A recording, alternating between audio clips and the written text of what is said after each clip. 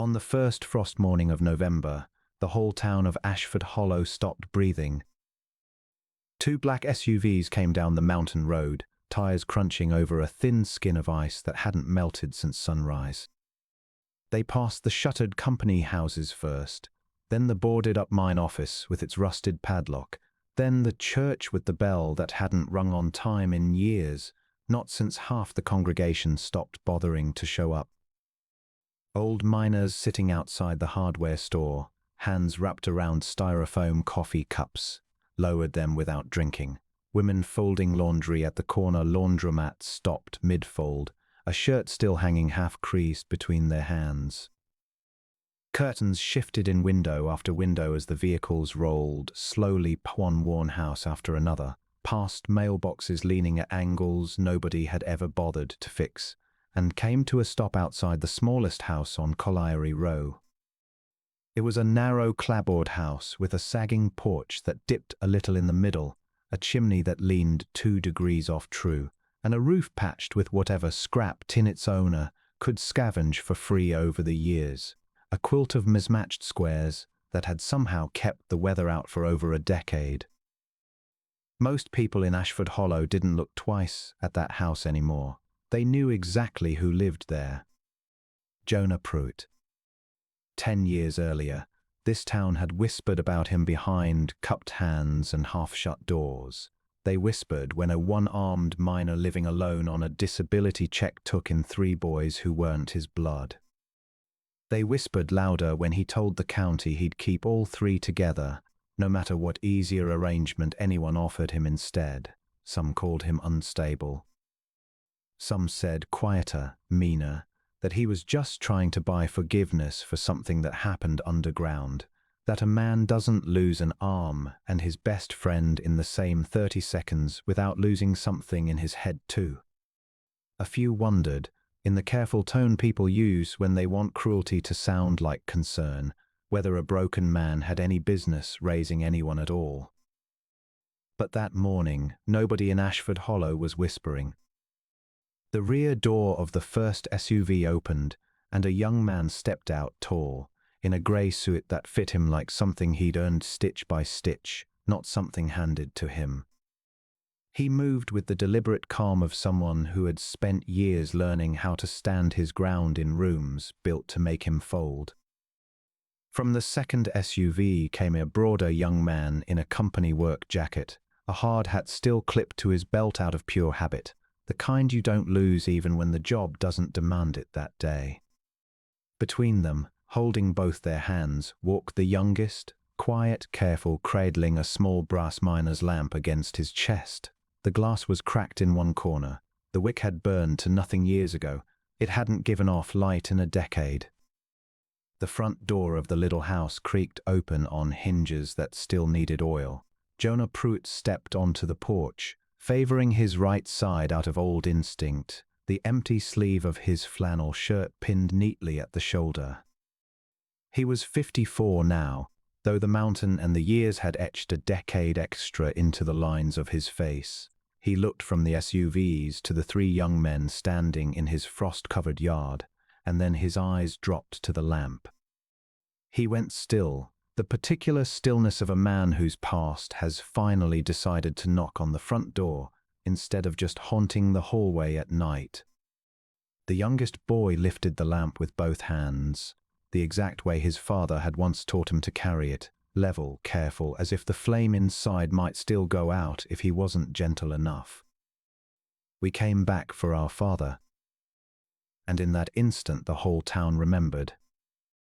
10 years before that morning, Jonah Pruitt did not look like a man anyone would trust with a house plant, let alone 3 children.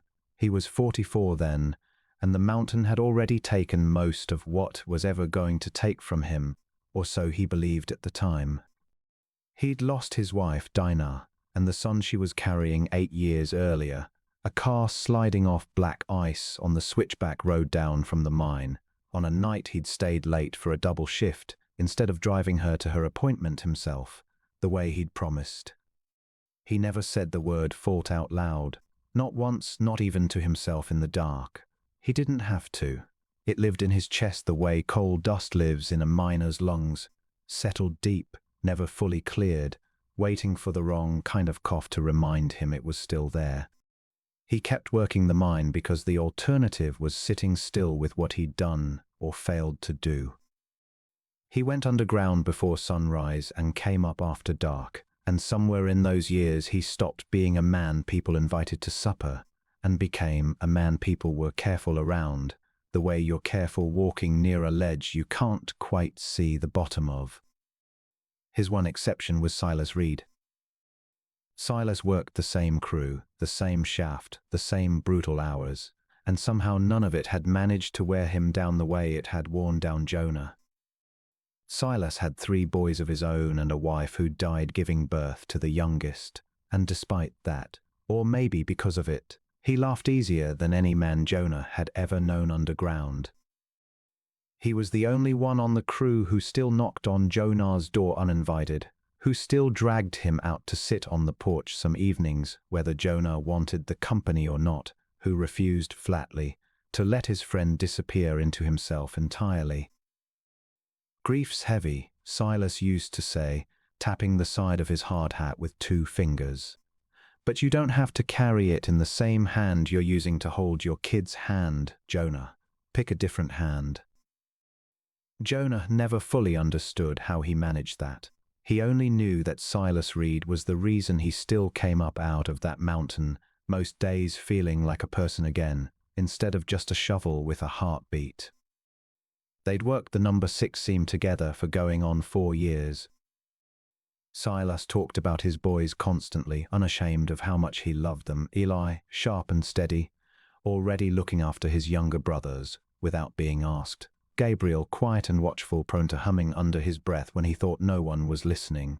And Toby, barely more than a toddler, who'd taken to carrying his father's carbide lamp around the house like a favorite toy, long before anyone thought to explain to him what it actually meant to the men who used it underground.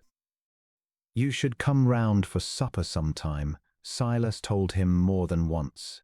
"Boys ask about you. Think you're some kind of mystery." Jonah always found a reason to put it off. Somewhere underneath the excuses was a fear he never said out loud, that if he let himself get close to those boys, close to that noisy, warm, half-broken little household Silas had built out of nothing after his wife died, he'd have one more thing the mountain could eventually take from him. He didn't know yet how right he was, or how wrong about the shape of it. On a Tuesday morning in March, with frost still on the ground and the crew running 20 minutes behind schedule, Jonah and Silas walked into the number 6 seam together, same as they had 1,000 mornings before. Nobody flagged the gas pocket building in the old work behind them. Nobody could have. 30 yards was all that separated the 2 men when the spark found it. The wall came down between them before either man had time to shout a warning. Jonah would spend years trying to reconstruct those next few seconds and never manage it cleanly. There was the sound first, not an explosion the way people imagined it from the surface, but a deep, rolling concussion that seemed to come from inside his own skull as much as from the rock around him. Then the light went. Then the world became noise and dust and a pressure against his right side that didn't register as pain yet, only as wrongness, the specific wrongness of a body encountering something it wasn't built to survive. He came to on his knees in the dark, ears ringing, choking on dust so thick it had a taste. His right arm was pinned under a slab of rock he couldn't see, only feel, and even through the shock, some animal part of his brain understood it wasn't coming back the way it had gone in. He didn't think about the arm, he thought about Silas. "Silas," his voice came out wrecked, swallowed almost instantly by the settling rock and the far-off shouts of men further up the shaft who hadn't been caught by the collapse. "Silas." Nothing answered him but the mountain settling, a slow, grinding shift of stone finding a new place to rest. He dug. With the one hand he still had full use of, with his knees, with whatever part of his body the rock hadn't claimed yet. He dug toward the space where Silas had been standing 30 yards off, a distance that had never mattered before that morning, and would matter more than anything else for the rest of Jonah's life. He didn't feel his arm being crushed further as he twisted to reach further into the rubble. He didn't feel much of anything except the certainty, growing colder every second, that 30 yards had been the difference between the two of them, and there was no fairness in which side of that gap a man ended up on. Rescue crews pulled him out 14 hours later. His right arm was already beyond saving by the time the surgeons finally got their hands on him. Crushed too long, circulation gone, nothing left to reattach. They took it above the elbow while he was still unconscious from blood loss, and he woke up in a hospital bed 2 days after that, missing a piece of himself he hadn't yet had time to grieve, because grief required attention he didn't have to spare. Silas Reed never came out of the number 6 seam at all. Jonah learned this the way he learned most things in that hospital bed, secondhand, in fragments, through a door left open a few inches too far. A nurse's voice in the hallway, not meant for him. Silas Reed's boy's no mother, no father now. County's going to have to figure something out fast. He lay there working the arithmetic a man does when guilt needs a number to attach itself to. 30 yards. If he'd been standing where Silas stood, if he'd called out 1 second sooner, if, the word looping in his skull with nowhere useful to go. He was still in a sling, still relearning how to button a shirt with one working hand, when Ruth Calder from the county family office came to see him, not about himself, about the boys. Eli's 12, she said, pulling a chair close to his bed, her voice careful in the way people get careful around men who've just lost an arm and a friend in the same breath. Sharp, doesn't miss much. Gabriel's 9, he hasn't said a full sentence since the funeral. Toby's 4. Keeps asking when his father's shift ends, because nobody's found the right way yet to tell him it doesn't. Jonah stared at the ceiling tiles, at the IV line taped into the back of his remaining hand. They've got an aunt 2 counties over, Ruth went on, willing to take Toby, not the older 2. She says 3's too many, and Eli's already been in 2 fights at school since the accident. If we can't find one placement for all 3 together, Jonah, they get split up. Why are you telling me this? He said, though some part of him had already guessed the answer and dreaded it. Ruth's voice caught, just slightly, before she steadied it. Because Silas asked me to, before. If anything ever happened to him, he wanted you on the list. He never told you, because he didn't think he'd need to. Jonah looked down at the stump of his arm, still raw and wrapped tight under the hospital bandage, and thought about the wall of rock that had come down between him and his best friend, and the particular arithmetic of a man who believes he owes a debt he can never fully repay. I've got 1 arm now, he said finally, and a disability check that's not going to cover much more than my own light bill. I know, Ruth said. I don't know the first thing about raising 3 boys who just lost everything. Neither did Silas, the day his wife died, Ruth said quietly. He figured it out anyway. Maybe that's the only qualification that's ever actually mattered. Jonah closed his eyes. He could still hear Silas's voice from 100 mornings underground. Pick a different hand, Jonah, and understood, with a kind of grim clarity, that this was exactly the kind of impossible thing Silas would have done without a second thought if their positions had been reversed. The thought didn't comfort him. It felt more like an obligation finally calling in what it was owed. Bring me the paperwork, he said. He signed the temporary guardianship forms 2 days later, left-handed, the letters coming out crooked and unfamiliar, ink smearing where his palm dragged across the page before it dried. A nurse had to help him steady the clipboard. He didn't tell himself this was kindness. He told himself, plainly in the flat voice he used for facts, he didn't want to examine too closely. This is the only version of paying you back I have left, Silas. It isn't enough, it's what I've got. He didn't yet understand that it would become something else entirely before the year was out. The boys arrived on a Thursday evening, 10 days after the accident, still wearing the same clothes they'd worn to their father's funeral, because in the chaos of it all, nobody had thought to pack anything else.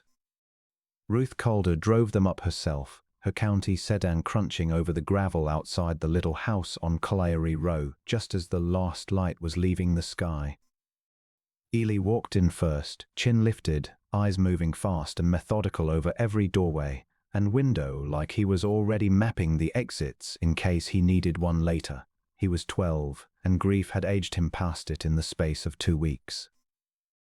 Gabriel came next, silent, one hand locked tight around his little brother's, the other hanging empty at his side, because there was nothing left in the world he particularly wanted to hold on to. He was 9, and he had not spoken a full sentence to anyone since the day they buried his father. Toby trailed last, 4 years old, clutching his father's cracked brass carbide lamp against his small chest with both arms, the way some children hold a favorite blanket. None of them said a word to Jonah that first night. He'd spent the 2 days since signing the papers clearing out the spare room and the old sewing room his wife Dana had once used, dragging in 2 extra beds borrowed from the church basement with the help of a neighbor, because one working arm made moving furniture its own kind of impossible math. He stood in the kitchen afterward with no idea what a person was supposed to feed 3 grieving children, and settled, in the end, on canned soup warmed on the stove, which none of them touched. "This can still be temporary," Ruth said quietly on the porch before she left, her breath fogging in the cold. "If it turns out to be too much for you, Jonah, nobody's going to think less of you for saying so." Jonah looked back through the screen door at 3 boys standing pressed together in his narrow front hallway, one shape casting 3 separate shadows across the floorboards. "Nothing about tonight is temporary to them," he said.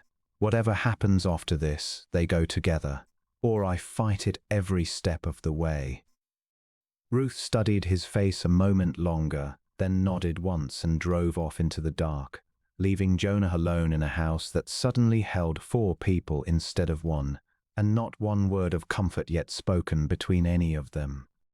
The first months in that little house nearly finished what the mine explosion had started. Jonah had believed, in the raw weeks after his arm was taken, that relearning how to button a shirt, or knot his own bootlaces one-handed was the hardest thing he'd ever have to survive. He was wrong. Grief shared by 4 separate, grieving people, none of whom had asked to be put under the same roof, turned out to be a language with no manual and absolutely no mercy for beginners.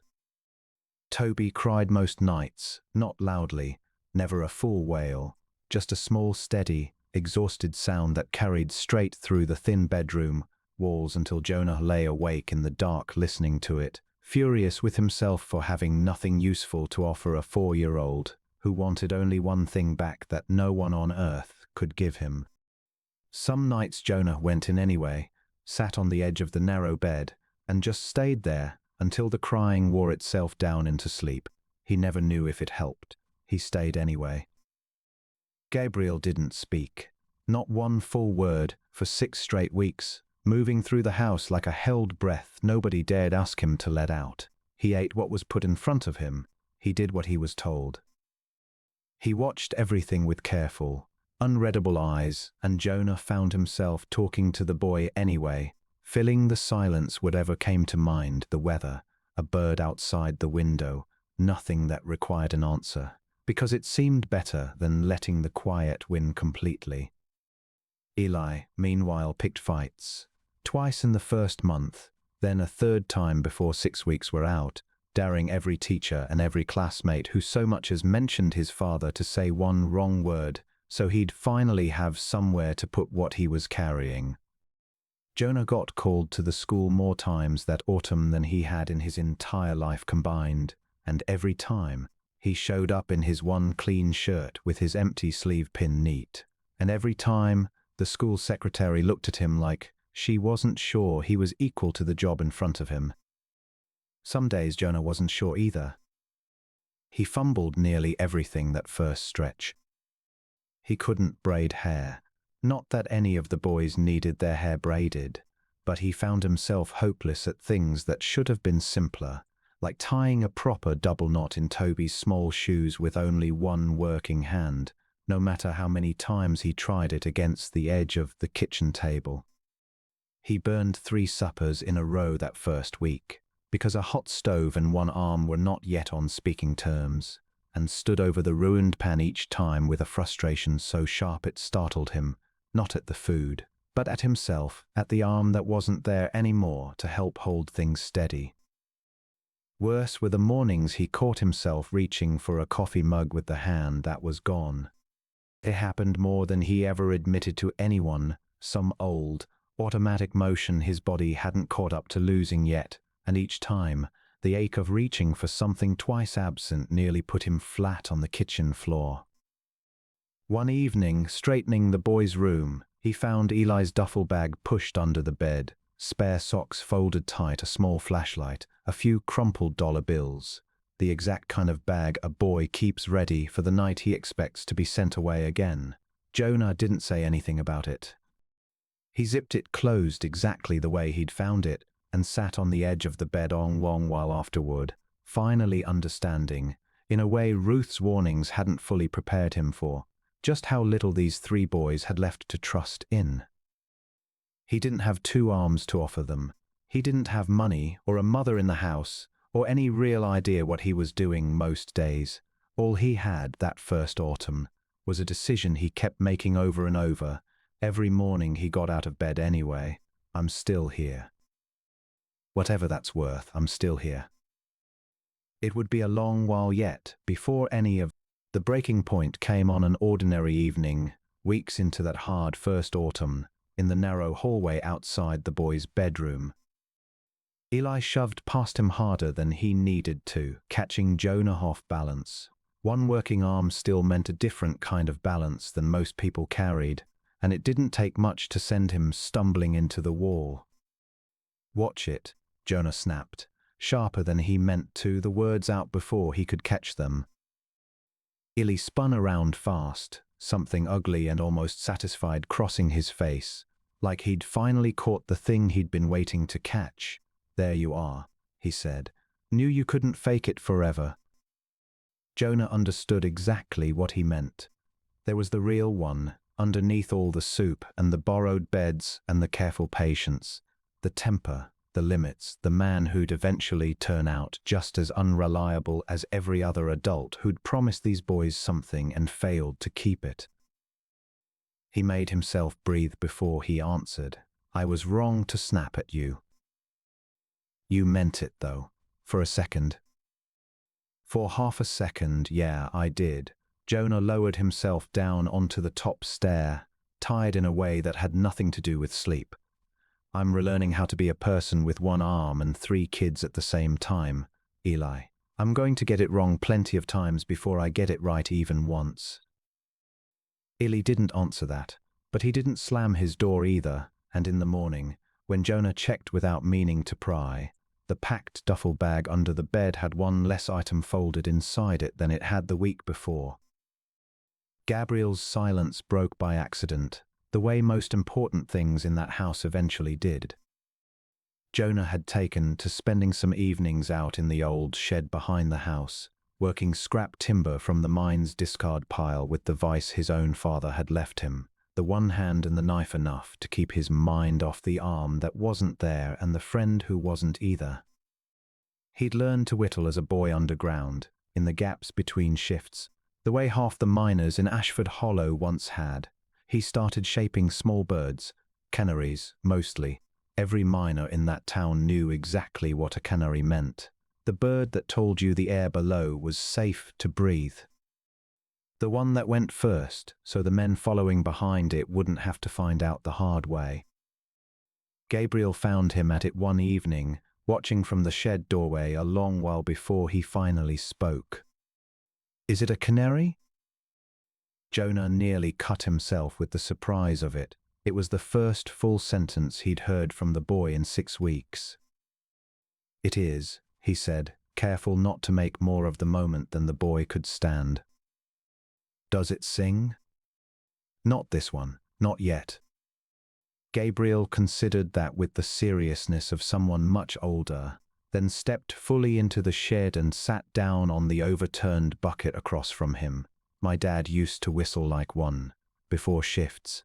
He said it plainly, testing whether the memory was still safe to speak out loud. I remember, Jonah said. He was terrible at it. Something that wasn't quite a laugh crossed Gabriel's face. It was enough. It was the beginning of everything that came after. That night, once the boys were finally asleep, Jonah started a habit without quite deciding to.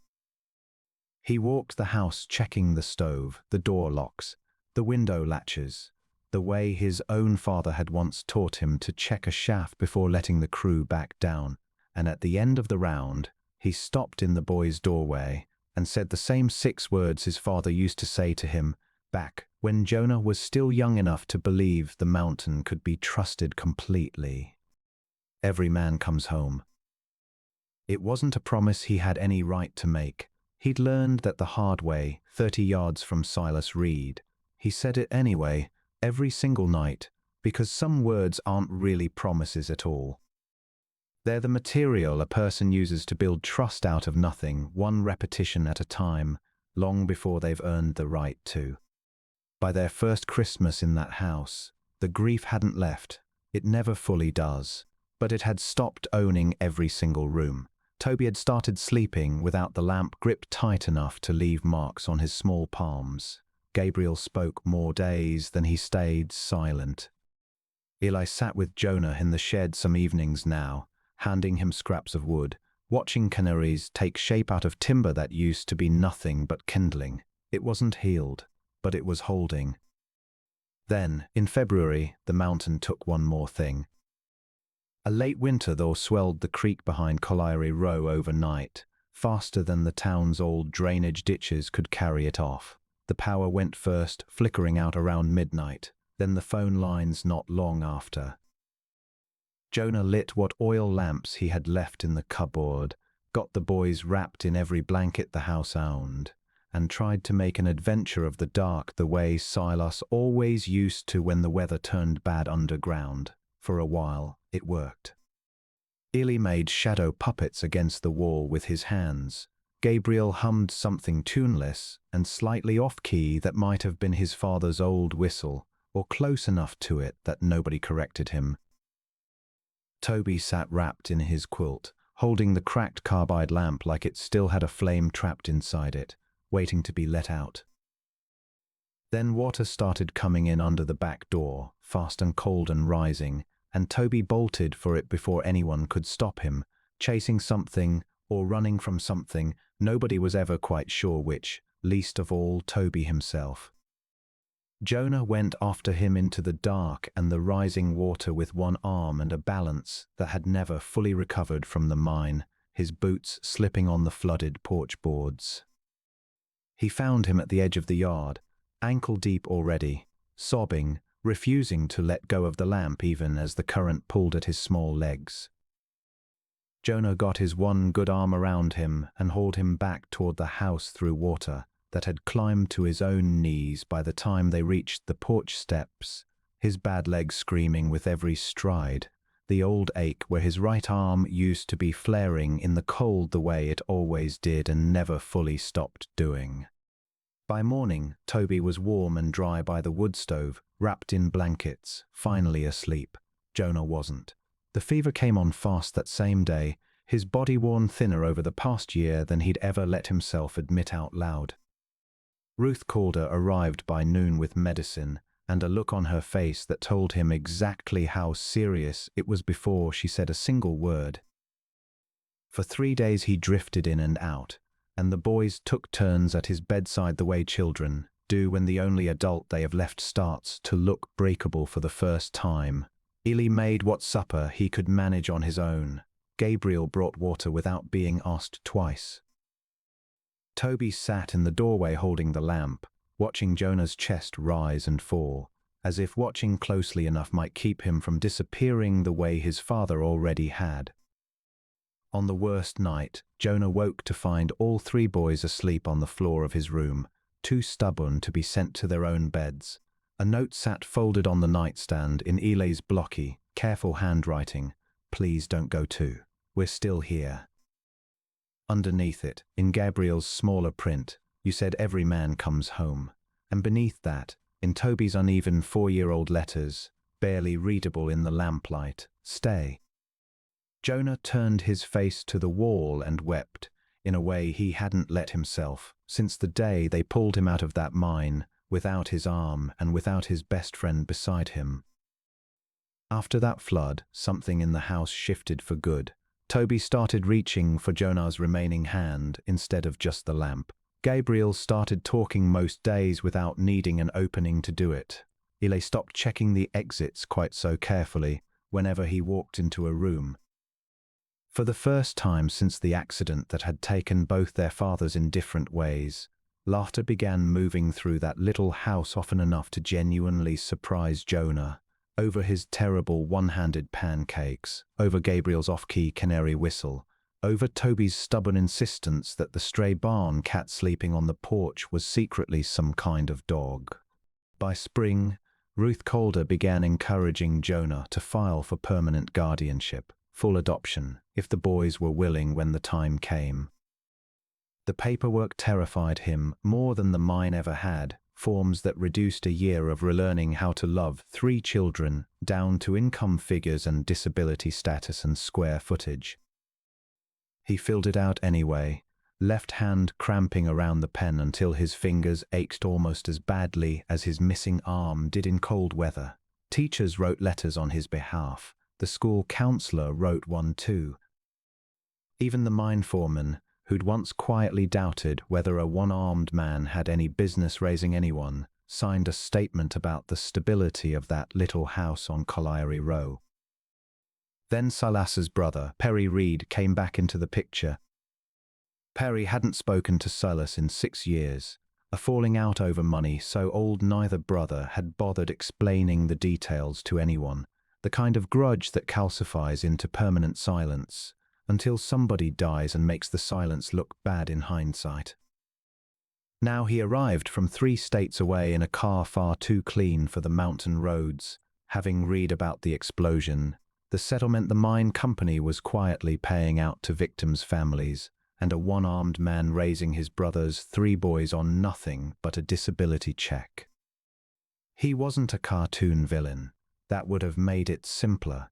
He was reasonable-sounding, well-dressed, and entirely convinced of his own good intentions.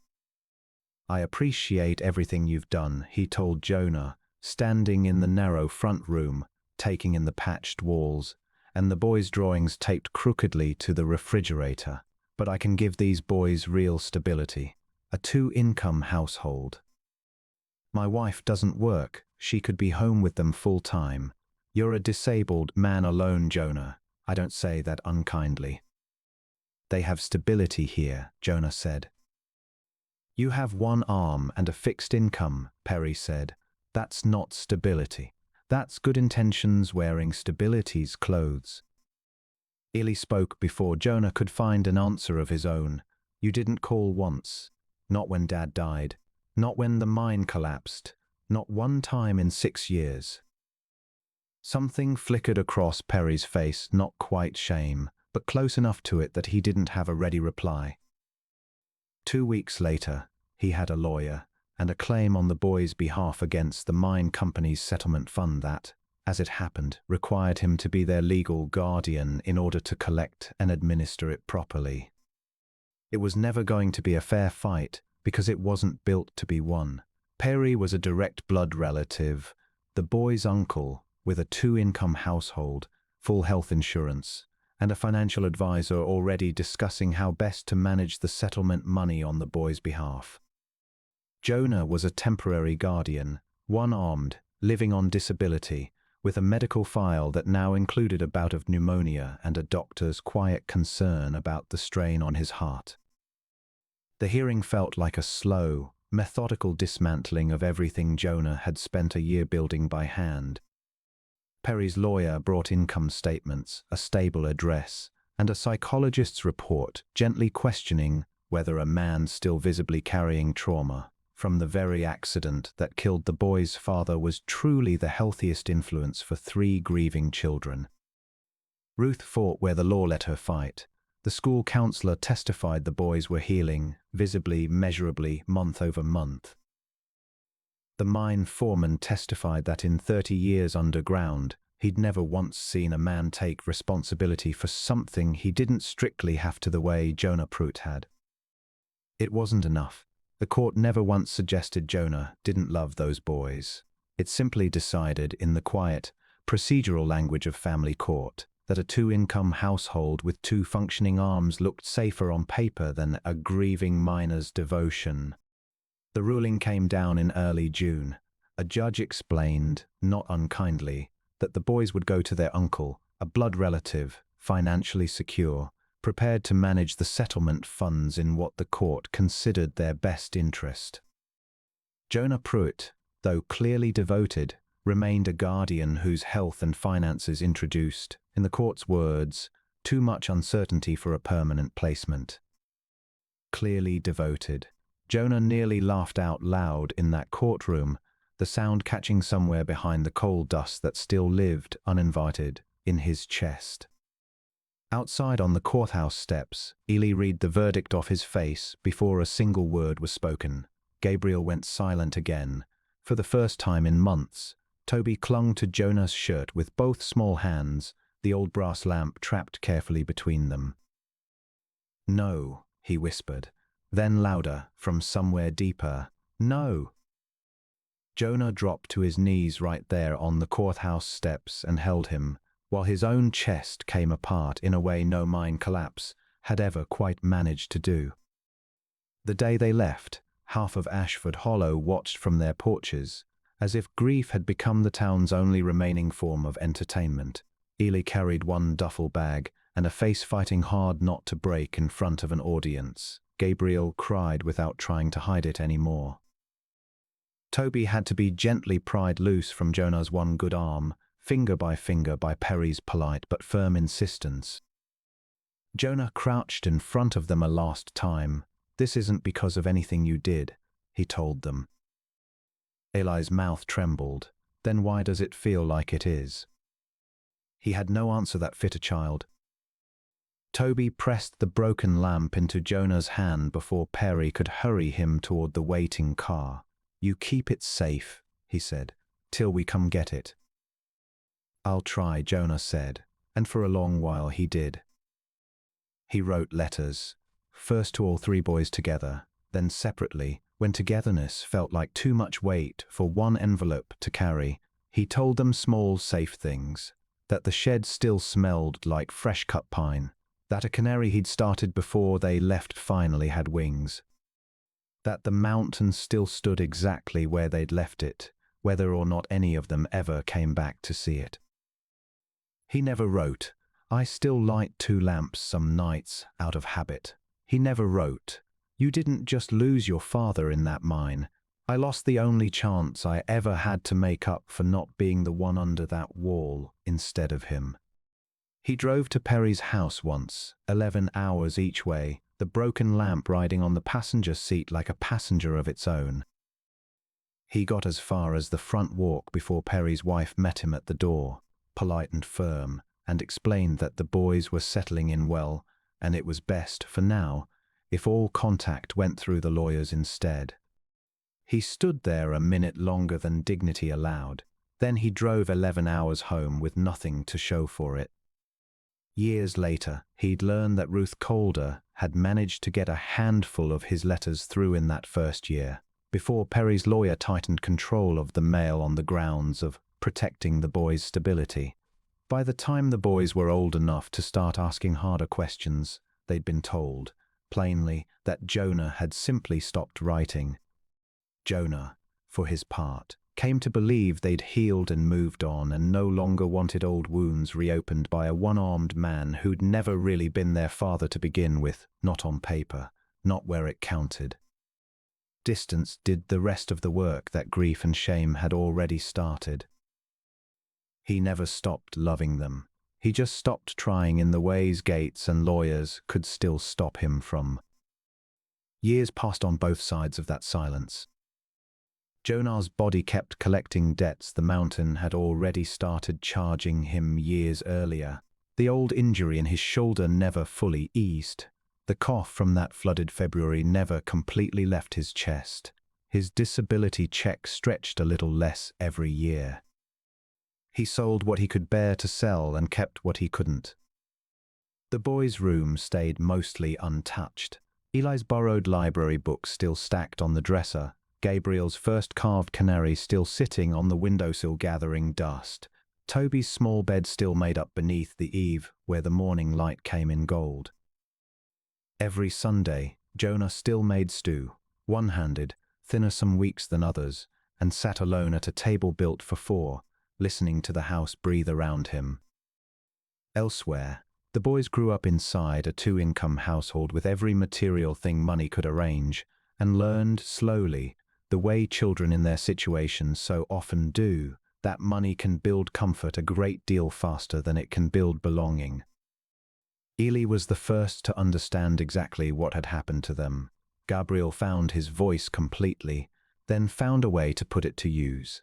Toby grew into someone who could not walk past anything left behind without stopping to look closer. And one by one, quietly, separately, each of them began asking the questions that would eventually lead all three of them back to the same worn front porch on Colliery Row. The brothers found each other's memories before they found him. Eli reached Gabriel first, during college. Toby took longer to open up about any of it. Some griefs need a person to grow older before they're safe to hold. Slowly, comparing what each of them had been told separately over the years, the true shape of it came into focus, and it made all three of them furious in a way they hadn't let themselves be since they were children.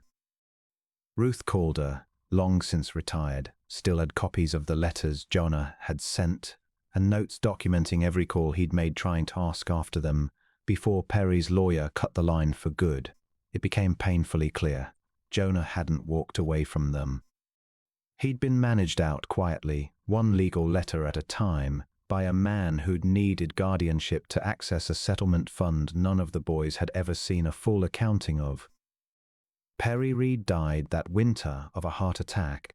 The fund's finances a tangled mess his own lawyer was still untangling. Among his papers, the brothers found something else. A stack of old letters, still sealed, addressed in handwriting all three of them recognized immediately, even a decade later. By the following spring, the brothers knew the entire truth. Jonah Pruitt had never let go of them. He'd simply been made to look, from a distance, like a man who had.